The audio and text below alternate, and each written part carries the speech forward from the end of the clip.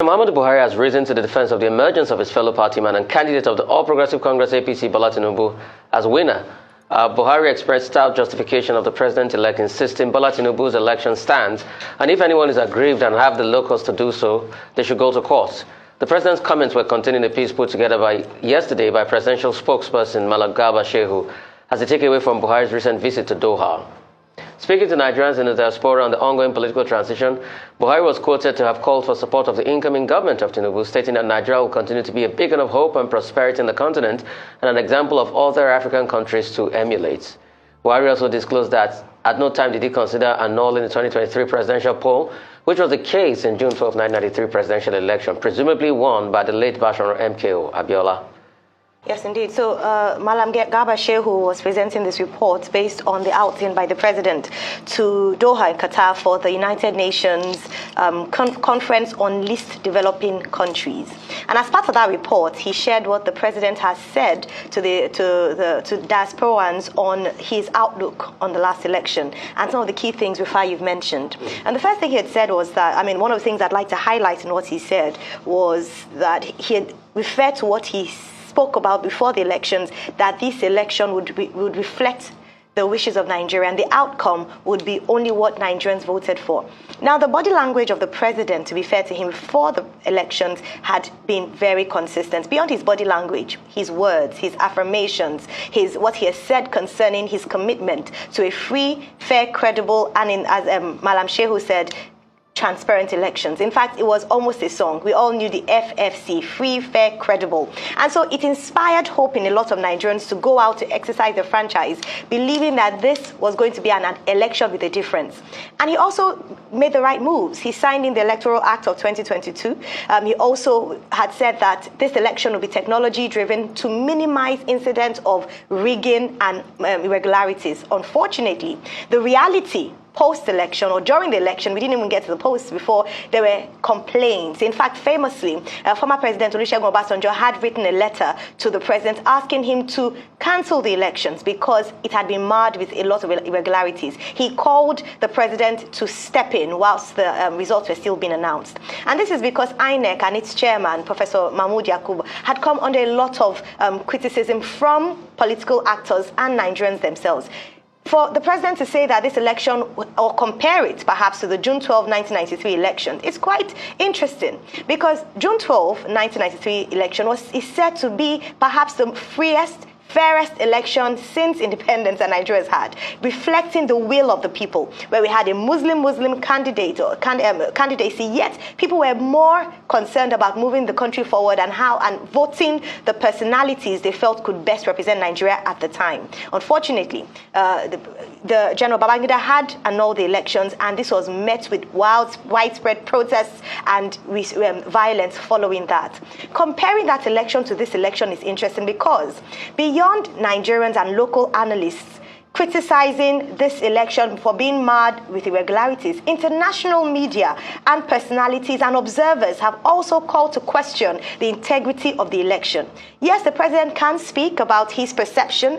Famously, when Asiwaju Bola Ahmed Tinubu went to present his certificate to him in Daura, he had shared the same sentiments that this was a fantastic election. It was well done. However, when you feel the pulse of the people, and from analysts, it doesn't reflect that. So there are two things on our end here that perhaps we begin to see, which was the question I asked when he first said that is the president not in touch with what is going on in terms of the violence that marred the elections? Do we talk about the ballot box snatching, the disenfranchisement of people in Warri? Do we talk about the attacks here in Lagos? Do we talk about what happened in Kano State? Do we talk about pockets of violence and irregularities? Right from the registration of voters, this election had been marred with irregularities. So for him to say this, it's quite interesting. But we continue to watch. As he said, if you have local standing, go to the court, and the principal parties of the PDP and the Labour Party have indeed approached the courts. It still unfolds. I think it's a fairly straightforward matter. It doesn't require any long discourse. Number one, the president said that, look, Bola Tinubu has won this election. He's the presidential candidate of his party, now president-elect. You will expect him naturally to say that Bola Tinubu has won. But he's not in a position to say that the election stands. That's not the import of his statement. What is the import of his statement? He said, anybody that is aggrieved, has a locus, go to court. don't take the law into your hands. In that regard, the president spoke as a statesman.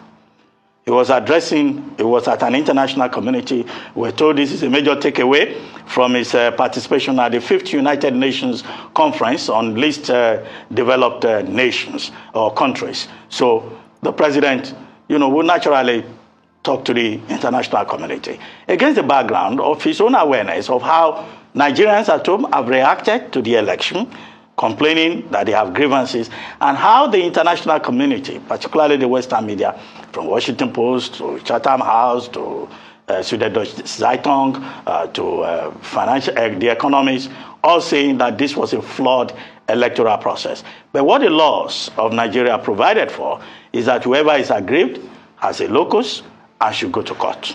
So to the extent that the president upheld that, he was talking like a statesman. That's in order. The second point is that he was holding on to the democratic credential that had been conferred on him, and I use the word conferred on him, by the international community, because at that Qatar conference, the chairman of the ECOWAS, President Embalo of Guinea-Bissau, had said that the ECOWAS was going to honor President Buhari for his contributions to the development of democracy in the Western region. Well, if you go to a conference and they tell you you are a symbol of democracy, of course, you will make the right statement. The third point was what he said about he never had any intention to annul the general elections of 2023. He was comparing it with the 1993 general election that was annulled. Well, even if he wished to, he would not have been able to, because the circumstances are different. In 1993, Nigeria was still under the grips of the military junta. In 2023, Nigeria is in a military dispensation. The leader of a presidential democratic contest such as we have will only be causing chaos if he or any of his acolytes or allies pretend that they could, by fiat, annul the elections that brought out millions of Nigerians and for which 93.4 million Nigerians were registered as voters. So in that regard, that's a no-brainer. So even if he says he will never annul, he doesn't even have the powers to do so under a democratic dispensation, except he wants to cause chaos.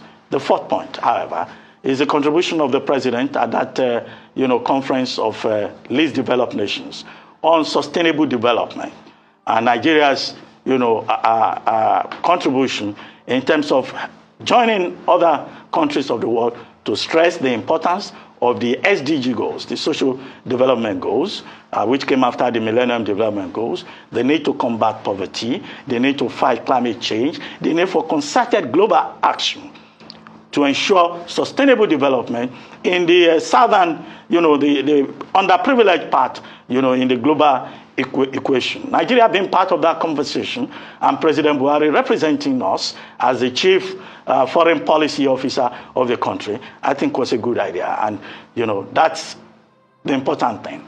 But as to what will happen to the February 25 presidential election, that now is for the tribunal and the courts to determine. Even President Buhari does not have a say in the outcome of that process, at least if due process is followed, if a formal established procedure is allowed to function. That's just about it.